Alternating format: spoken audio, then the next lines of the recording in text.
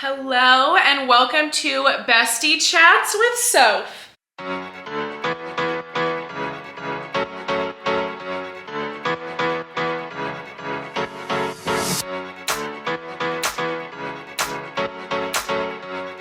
You know what's funny is that actually Nash came up with that name. I was like, what should I call this new series on my YouTube? And he's like, Bestie Chats. And I'm like, this is why we're dating. Like, this is why we work really well together, and this is why we're dating. But to give you a little bit of like a background of what we're doing here, what this is, what this new little series is that basically I've gotten a lot of creative juices that have been flowing recently, and I'm like, I just want to like up my YouTube content. Like, I love filming day in the lives. They're fun, and I know you guys like to watch them, but I'm like, I want to do something else.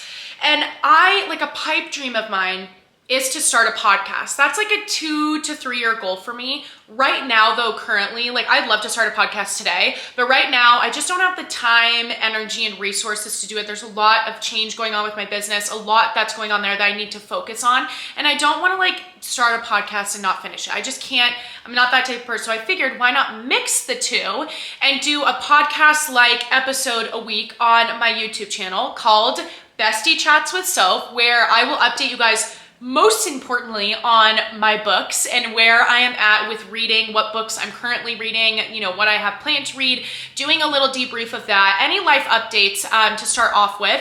And then we're gonna be diving into a topic of conversation each week. Just about literally anything. I think you guys are really gonna like the topic of conversation that we're gonna be starting out with this week, but let's just dive into it. So, first, we're gonna start off with the book that I'm reading. Yes, okay, yes, I finally started it after you guys hounded me for weeks and weeks and weeks to start this.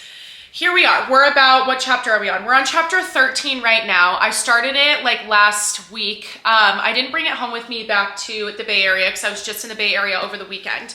The last series that I read though, just to give you guys like a debrief of where I'm at, is I just finished the Crossfire series by Sylvia Day. If you know, you know, and if you don't, you've got to read it. I mean, if you are looking for some real spice, the Crossfire series is it. It's 5 books total. The last 2 books kind of dragged, but it was like, I don't know, it's a story just really about 2 characters and their love story. So 5 books felt really long, but it was necessary because we needed to see where they ended up and like what happened with the story.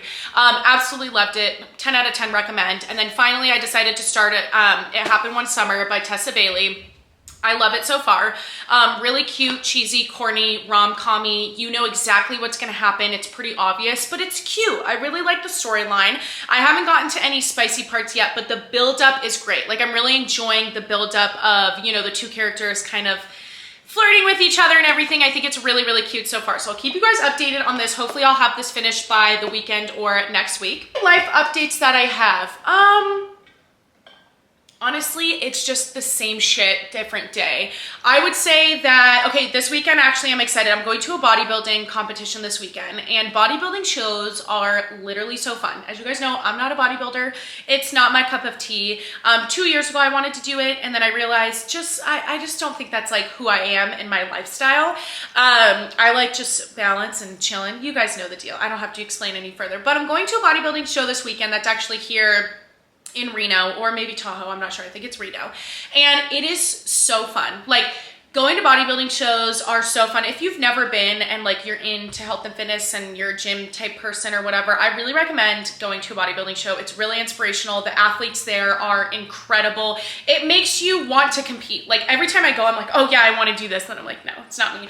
But it's just really cool. You meet a lot of cool people.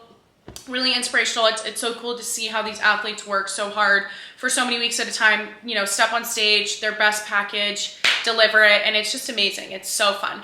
So Nash and I are going to be doing that. I think we're actually going to be going to Virginia City as well, which I'm excited for, because if you know Nevada, Virginia City is like haunted. But if you guys are ghost adventure lovers, you should know that they visited Virginia City, like a bar and hotel there. I've been there before. Nash has never been, so we're gonna go. It's literally like 15 minutes. It's like down the street from us, basically. So we're gonna do that this weekend. I also have something really exciting releasing at the end of the month. I know I keep telling you, but I'm going to keep hounding you guys about it because I'm so excited. I'm so excited. It's been months in the making. I've been working literally so hard. It's been so hard to keep this a secret. I wish that I could just tell you guys, but I really want to surprise you with it. I think you guys are going to absolutely love it. I've already dropped the hint that it is a step up from my workout guide that I have released like over a year ago, my first workout guide. It's a huge step up from that, and I think you guys are going to love it.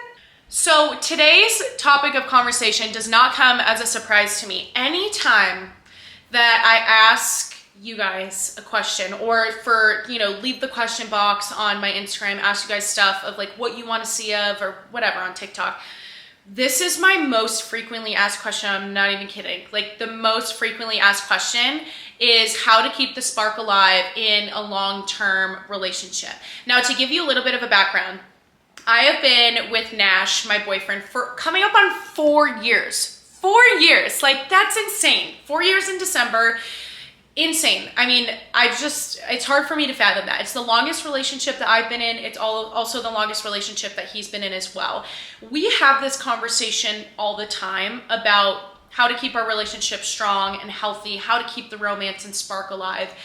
And we've been having this conversation, actually the same exact conversation, for a few years, and how we relate to it and constantly add things to this conversation to grow when our relationship grows. And I asked Nash this morning, I gave him the whole spiel of what we're doing here and the topic that we're talking about today. I'm like, do you have anything that you want to add? And we got into another great discussion about how to keep a relationship strong and healthy, and how we keep, our own relationship like strong, and how to keep the romance alive, right? And I'm gonna give you guys a different perspective that I think is so important. I feel like when people are like, oh, how to keep the relationship alive, it's the basic answers of going out on date night, and making sure that you're spending time with each other, and making sure that like you're fulfilling your partner's wants and needs, and like all these different things. And while those are very important, I'm gonna give you a little bit of a different perspective. So this is an analogy that I like to use, and that I've used in Nash and I's relationship for the past 2 years, okay? When we started to get more serious, I didn't want to become too dependent on him, and I didn't want him to become too dependent on me, because I was in a relationship before where that was the case, and I lost a lot of myself, a lot of my identity, and I was honestly just ruined from it. Like, it really took a lot out of me. It took a long time to heal from, and it took a long time for me to be able to be strong enough to want to be with somebody else, you know what I mean? And give myself to somebody else again. And I think that this is so, so important. And here's the analogy, okay? So there's 3 paths in a relationship. You have your own path, your partner has their own path, and then you have a path that you share together. Keeping those 3 paths intact for your entire relationship, I believe, is the key to a long-lasting, healthy relationship, which then turns into keeping the spark alive. And just bear with me here, okay? So you having your own path, making sure that you are keeping your individual identity, and that you do things that only you can fulfill yourself with, that nobody else can give you, not your family, not your friends, not your significant other, that only you can do for yourself, that make you feel good and that fulfill you, is so important. Keeping your identity, keeping your individualism, and keeping your single energy, keeping that single energy in a relationship is so important. Doing things by yourself, for yourself, taking yourself out on dates, hanging out with your friends outside of, hanging out with them with your partner, being able to make sure that you're keeping those relationships intact by yourself, and also allowing your partner to do the same thing. You've got to make sure that your partner is able to do things that they want to do, that fill themselves up, that nobody else can give them, not even you. And it's really difficult. It's really, really difficult to be able to accept that and do that. So for instance, I love to be alone. I always have loved to be alone. Thank God, because Nash is going to be a firefighter, and I'm going to be spending a lot of alone time, but by myself. But I love to be alone. I like to do things by myself and for myself. And he has grown into himself more so that he loves to do that now too. You can probably guess what he likes to do with his bros or by himself. But I love to be alone. I like to do things by myself and for myself. And he has grown into himself more so that he loves to do that now too. You can probably guess what he likes to do with his bros or by himself. But I love to be alone. I like to do things by myself and for myself. And he has grown into himself more so that he loves to do that now too. You can probably guess what he likes to do with his bros or by himself. Yeah, it's golfing. He likes to golf. That's like his main thing. Or sometimes he'll go to the gym by himself. He'll go to the gym with his guy friends, or he'll go hang out with his friends without me and not even ask me to go. And that's okay. Like, I don't take offense to that. I want him to be able to fill his own cup up in that way, because guess what? I'm doing the same thing. However, we also have things that we love to do together and that we share in likes together, and that fill us up as a couple, as a relationship, that keeps it really strong. And to tie all of this into the romance part of it, when you are, I believe, when you are fulfilling yourself, you're keeping that single energy, you're keeping that individualism, making sure that you know that at the end of the day, at the end of the day, we only have ourselves, right? That's it. Even if we live with our significant other, we only really have ourselves at the end of the day. And making sure that that is intact leads to self-confidence, self-love, knowing your self-worth, knowing that absolutely nobody can give these things to me because I know that I can fill myself up and nobody else can do that for me. Having that energy in a relationship is going to make you so fulfilled, because then you recognize that they're fulfilled in their own ways, and that makes your relationship together so strong.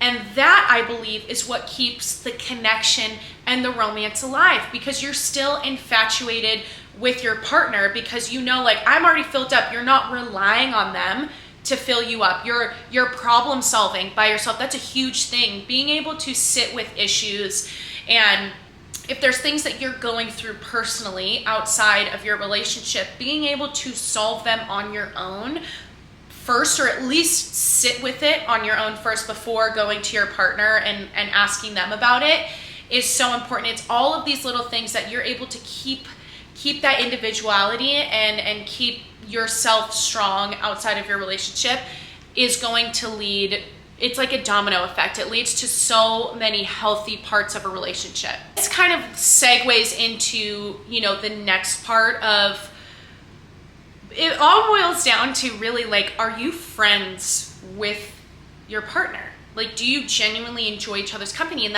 so Nash's answer when I asked him this morning, he was like, well, I like the fact that, like, how do we keep it, like, our romance alive? I like how you do your own thing, I do my own thing, and we do things together. So that 3-path analogy I gave you, that was his answer. Because like I said, we've had this conversation so many times. And then he also said, and the fact that we're just, like, really good friends, like, we are best friends and we genuinely enjoy each other's company. And I'm like, snaps for Nash, right? Like, that is so true. Like, are you actually friends with your partner? Like, are you besties with them outside of are you friends with them before you cross that, romance threshold and becoming lovers? Like, friends before lovers, right? I just think that that's so important. And I've experienced a relationship where we were lovers first, and then the friendship actually never really developed. And I think, every relationship's different. Obviously, you can definitely, I'm not saying you can't be lovers first and then friends. I think it could be a beautiful relationship that can blossom from that. But I genuinely think, like, enjoying each other's company and being, being in likes with just their thoughts, their beliefs, having good conversation, and, being able to be in any setting with them, being comfortable with them in any setting, like, being a bestie before being a lover, I think is so important. And you can do it at the same time, but you guys know what I mean. The biggest takeaway from this conversation of, the overall answer of how to keep the spark alive and the romance alive in a long-term relationship.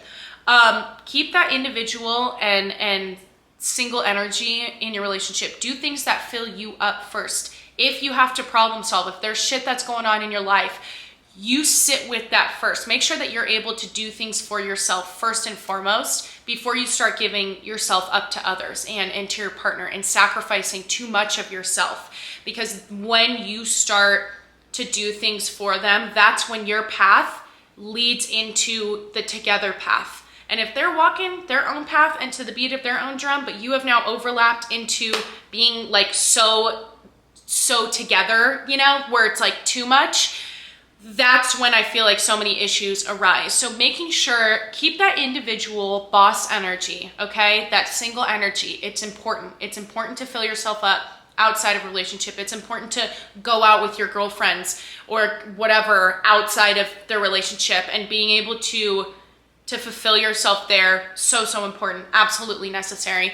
But allowing also your partner to do the same thing. You've got to be okay with it. You got to let them go. You got to just trust them. Let them do their thing. Don't, give them, don't not trust them until they give you a reason not to, right? Just trust them until they give you a reason not to. There's no reason to not trust somebody until they mess up. But making sure that you're okay with your partner and allowing them to do that too without any, just whoop, that's it. They're going to do their own thing. Okay, cool. Have fun. Love you, and then, making sure that you have the share things together. And also, making sure that you're building a friendship with your partner, like besties. You want to be besties with your partner. And I think that really is the key to keeping the romance alive. And once you are fulfilled by yourself, knowing that you're a boss and you fulfill yourself outside of anybody, you're able to easily fulfill your partner's needs. And it becomes something that you want to do because you're like, my cup is full because I filled it up. And I also want to pour into our cup together. Like, I have that energy because I know my self-worth. Like, I'm a boss, that energy is extremely important, and that carries over into the romantic side of it. And also, obviously, just being able to spend quality time together, not being on your phones, really enjoying living in the moment, being in the moment, putting your phone down. Sometimes not always taking a picture or video is the best thing to do. Like, being really, really in the moment with them. And that is a wrap on episode 1. Hopefully you guys learned something today. If you did, let me know what you learned, and also let me know what books you're reading. If you are a book reader, or if you're not, if you're interested in hearing about, what books I recommend, just let me know. Let me know anything in the comments. If you learned anything, what books you're reading, all of that fun stuff. Cheers to episode 1 of Bestie Chats with Soph, and I'll see you guys soon.